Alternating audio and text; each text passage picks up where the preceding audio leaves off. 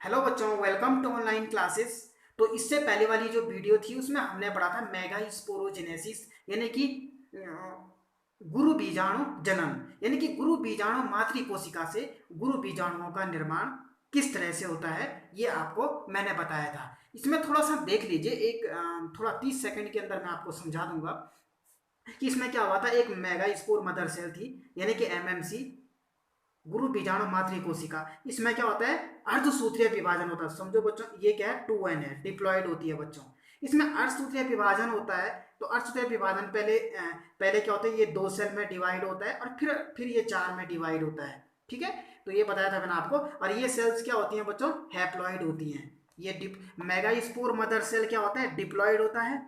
और जो mega spore बनते हैं, जो ये चार, एक मेगा स्पोर मदर सेल से चार मेगा एक मेगा स्पोर मदर सेल से 4 मेगा स्पोर बनते हैं। ठीक है ना। और ये क्या होते हैं, हैप्लॉइड होते हैं। लेकिन मेगा स्पोर मदर सेल क्या होती है, डिप्लॉइड होती है। तो इसमें देखो बच्चों, तो ये 4 टेट्राड बना हुआ है। ठीक है, ये इसका माइक्रोपाइलर एंड है और ये इसका चैलेजल एंड है। ठीक है, चैलेजल एंड। अब क्या होता है कि जो माइक्रोपाइलर एंड की ओर की 3 कोशिकाएं होती है, ये कोशिका, ये कोशिका, ये कोशिका, ये तीनों माइक्रो मेगा स्पोर। ठीक है, ये तीनों मेगा स्पोर क्या हो जाते हैं, डिजेनरेट हो जाते हैं, यानी कि नष्ट हो जाते हैं, एक तरह से डिजेनरेट हो जाते हैं। और सिर्फ चैलेजल चैलेजल एंड वाली कोशिका, सिर्फ चैलेजल एंड वाला जो मेगा स्पोर होगा, यही सर्वाइव करता है और आगे डेवलप होकर के क्या बनाता है, एम्ब्रियो सेक बनाता है या फीमेल गैमेटोफाइट बनाता है। ठीक है, तो अब इसको हम बाद में देखेंगे, पहले हम अपना डायग्राम बनाएंगे समझने के लिए, फिर मैं आपको इसको समझाऊंगा। ठीक है, तो देखिए कैसे एम्ब्रोसेक डेवलप होता है। तो मैंने आपको बताया था कि इस तरह से ये टेट्राड बनता है। ठीक है, 4 कोशिकाएं। ठीक है, ये 4 कोशिकाएं, ये क्या है, माइक्रोपाइलर एंड है और ये चैलिजल एंड है। ठीक है ना। माइक्रोपाइलर एंड की ये 3 कोशिकाएं डिजनरेट हो जाती हैं और सिर्फ यही कोशिकाएं फीमेल गैमेटोफाइट को बनाती हैं। ठीक है, फीमेल गैमेटोफाइट को एम्ब्रियोसेक भी बोलते हैं और हिंदी में हम इसको भ्रूणकोष बोलते हैं। और फीमेल गैमेटोफाइट का नाम होता है बच्चों, इसको बोलते हैं हम हिंदी में मादा युग्मकोद्भिद। ठीक है ना। हाँ, तो ये एक सेल बची यहाँ पर जो आगे सर्वाइव करेगी और क्या करेगी, एम्ब्रियोसेक को डेवलप करेगी। तो देखिए, ध्यान से देखिए, ये सेल है। ठीक है, ये एक सेल है। तो सबसे पहले बच्चों इसमें क्या होता है कि ये इलिप्सॉइड होती है, इलिप्सॉइडल कंडीशन में आएगी, इस तरह से इलिप्सॉइडल लंबी हो जाएगी।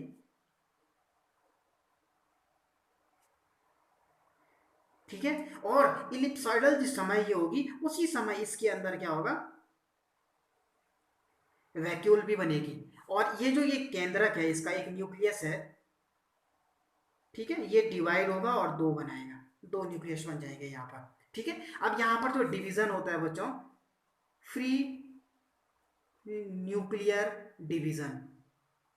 देखो, फ्री न्यूक्लियर डिवीजन का अर्थ क्या होता है कि यानी कि जो ये न्यूक्लियस डिवीजन होते हैं, न्यूक्लियस में जब डिवीजन होता है, ठीक है ना, तो ये डिवीजन कैसे होगा, ये तब तक होता रहेगा जब तक न्यूक्लियस के बाहर से सेल वॉल नहीं बन जाती है। तो यही क्या होता है, तो ये बार बार डिवाइड करते रहते हैं और तब तक करते रहेंगे जब तक इनके बाहर से सेल वॉल ना बन जाए। इसी को फ्री न्यूक्लियर डिवीजन कहते हैं। और इसमें सबसे पहले क्या होगा, सूत्रीय विभाजन होगा, माइटोसिस होगा, माइटोसिस। और ये क्या है, फर्स्ट माइटोसिस। ठीक है, 2 बन गई। अब क्या होगा कि अब ये क्या करेगा, जो ये वैक्यूल बनी है ना यहाँ पर, ये वैक्यूल इन दोनों न्यूक्लियस को क्या करेगा, ये जो दो, 1 से 2 माइटोसिस के थ्रू बने हैं, ये पुश करेगा इसको, अपोजिट पोल पर पुश करेगा, धकाएगा इसको विपरीत पोलों पर, विपरीत ध्रुवों पर धकाएगा। तो इस तरह से क्या हो जाएगा, ये वैक्यूल है और एक यहाँ चले गया और एक यहाँ चले गया। ठीक है, अब इसके बाद इसमें क्या होगा, आगे देखिए, फिर इसमें सेकंड माइटोसिस होगा, द्वितीय सूत्रीय विभाजन होगा, सेकंड माइटोसिस। ठीक है, सेकंड माइटोसिस होगा। तो सेकंड माइटोसिस में क्या होगा, ये भी डिवाइड हो जाएगा, ये भी डिवाइड हो जाएगा। अब यहाँ से 2 बन जाएंगे। ठीक है, इस तरह से ये 2 बन गए यहाँ पर और यहाँ भी क्या बन गए, 2 बन गए। और ये बीच में क्या है, वैक्यूल है बच्चों। ठीक है, तो अब ये सेकंड माइटोसिस हुआ। अब फिर इसमें तीसरा माइटोसिस होगा। Third mitosis. ठीक है, देखो जैसे जैसे ये डिवाइड हो रही है ना, इनके बाहर से हल्की वॉल भी बन रही है, भले इसको इतनी कम है कि उसका माइटोसिस पे कोई फर्क नहीं पड़ रहा है भाई। ठीक है ना। हाँ, अब क्या होगा कि फिर थर्ड माइटोसिस जब होगा तो इससे भी दो बनेंगी, इससे भी दो बनेंगी, सूत्रीय विभाजन, तीसरा सूत्रीय विभाजन। तो यहां पर क्या हो जाएगा, चार सेल बन जाएंगी, चार न्यूक्लियस आ जाएंगे ये।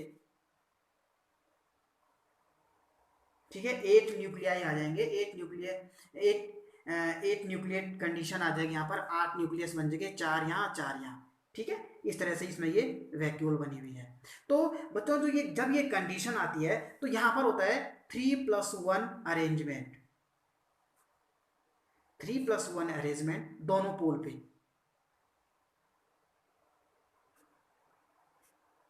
3+1 अरेंजमेंट, 3+1 अरेंजमेंट होता है। 3+ अरेंजमेंट का क्या मतलब होता है कि तीन सेल, जो ये तीन सेल होती हैं ये तो सेल में डिवाइड हो, ये सेल बनाने लग जाती है, ये सेल बनाती है। ठीक है, कोशिका बनाएगी और इसमें से एक बच जाएगा, जो कि एक न्यूक्लियस बच जाएगा, और यहाँ से भी तीन सेल तीन तीन न्यूक्लियस जो है वो सेल में डिवाइड होगी, और एक न्यूक्लियस इसके सेंटर की ओर आने लगेगा, और इसका भी एक तो यानी कि 3+1, थ्री सेल और एक न्यूक्लियट कंडीशन, एक न्यूक्लियस कंडीशन, यहाँ से एक न्यूक्लियस ऊपर की ओर सेंटर सेंटर की ओर मूव करेगा, यहाँ से भी एक न्यूक्लियस, लेकिन ये तीन तीन न्यूक्लियस बचे जो कि बाद में क्या, जो कि आगे चल करके सेल में डिवाइड होंगे। ठीक है, सेल सेल में डेवलप होंगे। तो देखिए आगे क्या होता है। ठीक है, ये इसका ध्यान रहे भाई, ये इसका माइक्रोपाइलर एंड है, ये चैलेजल एंड है, ये माइक्रोपाइलर एंड चैलेजल एंड। ठीक है, मैं पूरा नहीं लिख रहा हूँ, मैं सिर्फ MC लिख रहा हूँ, आप लिख देना अपनी कॉपी में पूरा लिखना। ठीक है, तो इस तरह से इसकी जो ये तीन कोशिकाएं हैं, सॉरी तीन न्यूक्लियस हैं, ये इस तरह से यहाँ पर सेल में डिवाइड हो जाएगा। अब इसमें डिवीजन नहीं होगा, क्यों डिवीजन क्यों नहीं होगा, क्योंकि अब ये साथ में क्या होने लग गया, अब ये सेल में कन्वर्ट होने लग गया है, इसके हल्की सेल वॉल बनने लगे, सेल में कन्वर्ट होने लग गया न्यूक्लियस के बाहर से, इस तरह से सेल वॉल बनने लग गई है। ठीक है, हाँ तो और एक न्यूक्लियस बचता है, और वो क्या करता है, सेंटर की ओर आने लगता है इस तरह से। ठीक है, और यहां पर भी तीन थ्री साइड स्टेज बनती है, और एक न्यूक्लियस ये सेंटर की ओर आने लगता है। ठीक है, अब इसकी जो बीच वाली सेल है इसको बोलते हैं एग सेल, इसको कहते हैं एग सेल, और जो कि किनारे की दो सेल हैं इनको बोलते हैं सिनर्जिड सेल, सिनर्जिड सेल। ठीक है, और जो ये एग सेल और सिनर्जिड सेल, ये दोनों सेल मिलकर के बनाती हैं एग एपरेटस, एग एपरेटस। ठीक है, और जो ये तीन सेल होती है बच्चों, इन तीनों सेल को बोलते हैं इन तीनों सेल को हम कहेंगे एंटीपोडल सेल, एंटीपोडल सेल। तो फाइनली इसका स्ट्रक्चर कैसे होगा, देखो इस तरह से, और ये सेल है जो बड़ी सेल, लार्ज सेल, तो इसको बोलते हैं हम इसको कह सकते हैं सेंटर सेल बोल सकते हैं एक तरह से। ठीक है ना, बड़ी कोशिका है, ठीक है ना, सेंटर सेल।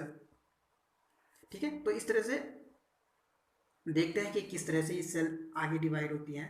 ठीक है, अब यहाँ पर क्या होता है कि ये इस तरह से डेवलप हो जाती है, जो ये सिनर्जिड सेल है, और इसके अंदर छोटी उंगली जैसी रचनाएं होती हैं इस तरह से ये।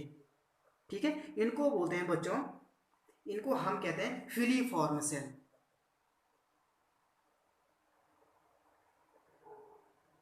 Filiform cell. अब बताता हूँ, मैं आगे बताता हूँ फिलीफॉर्म सेल का कार्य क्या होता है। ये इनके अंदर होती है, जो ये सिनर्जिड सेल है, तो सिनर्जिड सेल, इन सिनर्जिड सेल के अंदर होता है फिलीफॉर्म सेल, ये फिलीफॉर्म एपरेटस बोलते हैं इसको, सेल नहीं बोलते हैं, फिलीफॉर्म एपरेटस यहाँ पे लिख दो, APPARATUS, एपरेटस। मुझे लिखने में जरा परेशानी हो रही है यहाँ पे। और ये है एग। ठीक है, एग सेल। ठीक है, और ये ध्यान में रखिए भाई, ये माइक्रोपाइलर एंड है, और ये चैलेंजर एंड है। हमेशा जो एग सेल या फिर इन दोनों को मिला करके हम कहते हैं एग एपरेटस, एग एपरेटस। ठीक है, तो एग एपरेटस किस पर होगा? माइक्रोपाइलर एंड पर होगा। ठीक है, और यहां पर बाकी की 3 सेल्ड स्टेज आती है इस तरह से। ये 3 कोशिकाएं होती हैं, इनको बोलते हैं हम एंटीपोडल सेल। ये क्या है? इसको कहते हैं एंटीपोडल सेल। घबराइए मत, हिंदी में भी इनको यही बोलते हैं, इसलिए मैं बता नहीं रहा हूँ। हिंदी में भी एंटीपोडल ही कहते हैं भाई। ठीक है, और बीच में ये पोलर न्यूक्लियाई थे जो, ये इस तरह से बीच में आ जाते हैं। ठीक है, और इनको कहते हैं पोलर न्यूक्लियाई। क्या बोलते हैं? इनको कहते हैं हम पोलर न्यूक्लियाई, पोलर न्यूक्लियाई। और ये कैसे होते हैं? सेकेंडरी न्यूक्लियस भी इसको हम बोलते हैं, यानी कि N+N के फॉर्म में होती है। ठीक है, और ये सेंट्रल सेल है। अब ये जब पूरा कंप्लीट हो गया, ठीक है ना, तो इसके बाहर से ये सेल वॉल बन जाती है। इस तरह से इसके बाहर से ये सेल वॉल भी बन गई भाई। ठीक है, हाँ। तो अब ये सिनर्जिड सेल जो होती है, ये सॉरी, ये फिलीफॉर्म एपरेटस जो होता है इसका, ये क्या करता है बताऊँ? फिलीफॉर्म एपरेटस कि जब पोलन ग्रेन, परागकण वर्तिकाग्र पर आते हैं और एग सेल के नजदीक पहुंचते हैं, इस तरह से देखिए, यहां पर देखिए। ठीक है, यहां पर आता है पोलन ग्रेन वर्तिकाग्र पर। ठीक है, स्टिग्मा पर, ये एम्ब्रियो सेल के अंदर। ठीक है, और एग से फर्टिलाइज करेगा ना वो अंदर जाके। तो इस तरह से मैंने ऐसे बनाया ना, तो ये इस तरह से दिया होगा यहाँ पर। ठीक है, तो यहाँ पर होती है ये फिलीफॉर्म एपरेटस। तो ये क्या करता है? जब ये पोलन ग्रेन की जो ये पराग नलिका है, ये अंदर आती है यहाँ पर, तो अब एग सेल के अंदर ये एक तरह का केमिकल, यहाँ पर एक तरह का केमिकल निकलता है इससे, फिलीफॉर्म सेल, और एक तरह से ये सिग्नल देती है, इसको रास्ता बताती है। किसको? जो यहाँ पर पराग नली आ रही है, पराग नली को, जो इसमें मेल गैमेट है, उस मेल गैमेट को अंदर रास्ता दिखाती है अंदर आने के लिए। ठीक है, और दूसरा कार्य होता है फिलीफॉर्म सेल का, ये भोजन को अवशोषित करती है और जिससे एग सेल को न्यूट्रिशन मिलता है। ठीक है ना, तो ये 2 कार्य इसके होते हैं। एक तो रास्ता बताती हैं पोलन ट्यूब को अंदर आने का, और दूसरा केमिकल सिक्रेशन, एक केमिकल सिग्नल देती है, और दूसरा इसका ये फूड पोषण भी, फूड भी एब्जॉर्ब करती है, फूड एब्जॉर्ब करती है एग सेल के लिए। ठीक है, तो इस तरह से इसका कंप्लीट स्ट्रक्चर हो गया ये, और इसके बाहर से ये सेल वॉल भी बन जाती है। ठीक है, ध्यान रहे एग एपरेटस कहाँ होता है?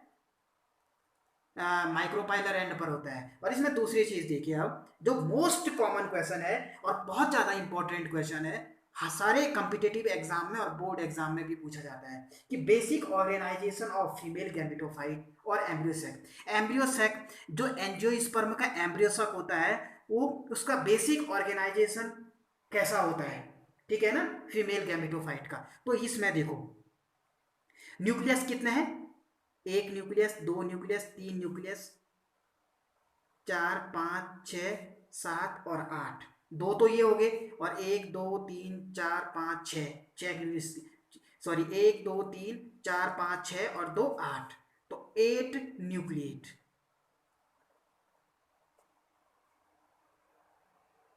8 न्यूक्लिएटेड। ठीक है, और सेल कितनी है? 1 2 3, ये है ना 3 एंटीपोडल सेल। ठीक है, और ये 2 सिनर्जिड सेल और एक ये एग सेल, तो 3 और 3 6, और एक ये बड़ी सेल, तो 7 सेल। तो 8 न्यूक्लिएटेड 7 सेल। तो एंजियोस्पर्म का जो एम्ब्रियोसेक होता है वो कैसा होता है?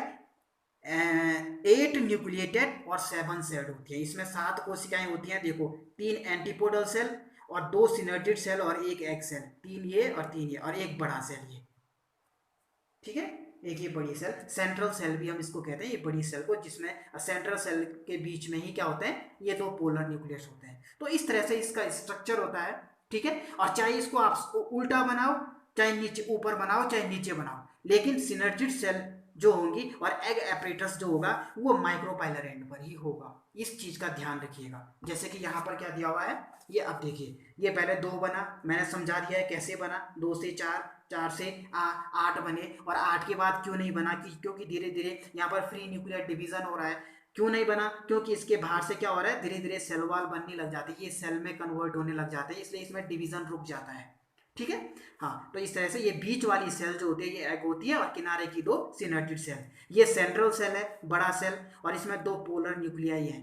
ठीक है, ये 2 पोलर न्यूक्लियाई हैं, और इसके 3 क्या है, ये एंटीपोडल सेल है। अब इसने इसको यहाँ पर उल्टा कर दिया, देखो। ठीक है, पर लेकिन क्या है, फिलीफॉर्म सेल और एग एपरेटस जो हमारा है वो किस पर है, माइक्रोपाइलर एंड पर है एग एपरेटस, और एंटीपोडल सेल चैलिजल एंड पर है। इस चीज का आप ध्यान रखिएगा बस। सेल जैसे भी बनाओ, ऊपर चाहे इसको ऊपर दिखाओ चाहे नीचे दिखाओ, देखो यहाँ पर इसने ऊपर दिखाया, फिर यहाँ पर उल्टा कर दिया, पर कोई बात नहीं, बस ध्यान ये रखिए, आप इसको ऊपर दिखाओगे तो इसको माइक्रोपाइलर एंड पे दिखाना है। ठीक है। हाँ, तो पढ़ाई करते रहिए, ऑल द बेस्ट।